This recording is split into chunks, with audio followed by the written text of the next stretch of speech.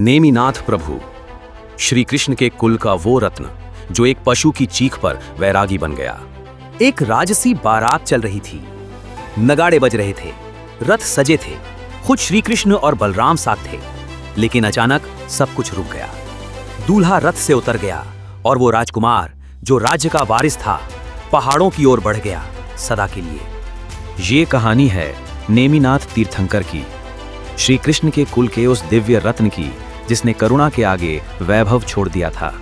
यदुवंश भारत का एक गौरवशाली वंश जिसे हरिवंश या हरिकुल भी कहा जाता है। इस वंश में जन्मे राजकुमार अरिष्टनेमि जिन्हें हम नेमिनाथ कहते हैं। उनके पिता थे राजा समुद्र विजय और माता शिवा देवी। समुद्र विजय वासुदेव यानी श्री कृष्ण के पिता के भाई थे। इस प्रकार नेमिनाथ श्री कृष्ण के चचेरे भाई थे। जिस कुल में श्री कृष्ण जैसे योगेश्वर जन्मे, उसी कुल में नेमिनाथ जैसे योगी भी हुए। एक युद्ध में धर्म लाए तो दूसरे तप में शांति। समय था नेमिनाथ के विवाह का। स्थान था जूनागढ़, गुजरात के राजप्रासाद। वधू थी राजकुमारी राजीमती, सौंदर्य और संस्कार की प्रतिमूर्ति। बारात भव्य थी।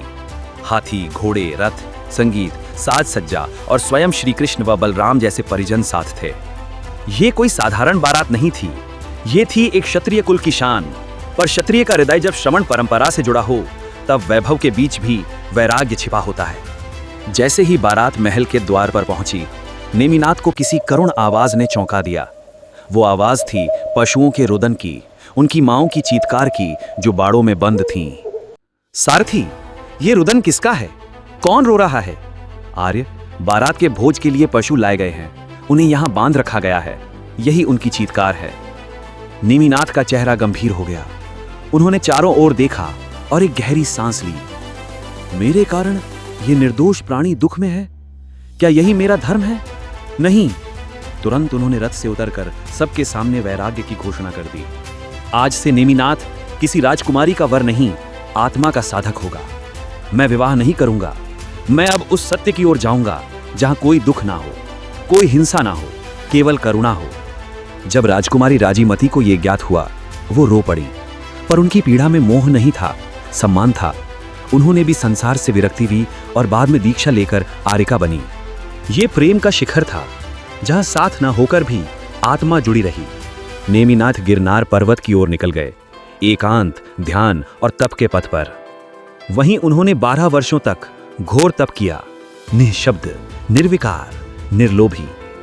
अंततः उन्हें प्राप्त हुआ कैवल्य ज्ञान और वे बन गए जैन धर्म के 22वें तीर्थंकर।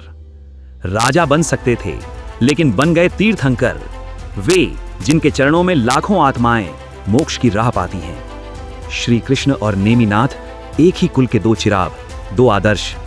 श्री कृष्ण युद्ध भूमि में धर्म का घोष करते हैं, नेमिनाथ मौन में धर्म की साधना करते हैं। एक ने अर्जुन को गीता सुनाई, दूसरे ने गिरनार पर ध्यान की गहराई दिखाई। नेमिनाथ का निर्वाण गिरनार पर्वत की 5वीं टोंक से हुआ। आज भी हजारों तीर्थयात्री उस पथ पर नतमस्तक होते हैं। जिस पथ पर उन्होंने कदम रखा वो आज भी करुणा और अहिंसा का पथ है।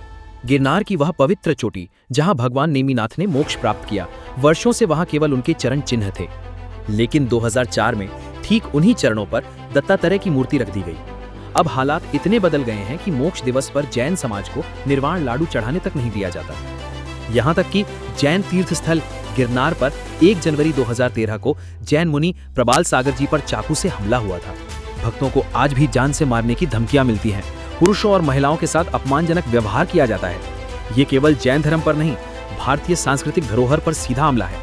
हम सभी भारतीय संस्कृति के रक्षकों से आग्रह करते हैं, आइए आगे आइए और गिरनार इस जैन तीर्थ पर जैन अधिकारों की पुनः स्थापना में साथ दें। जय गिरनार, जय नेमिनाथ, जय श्री कृष्ण।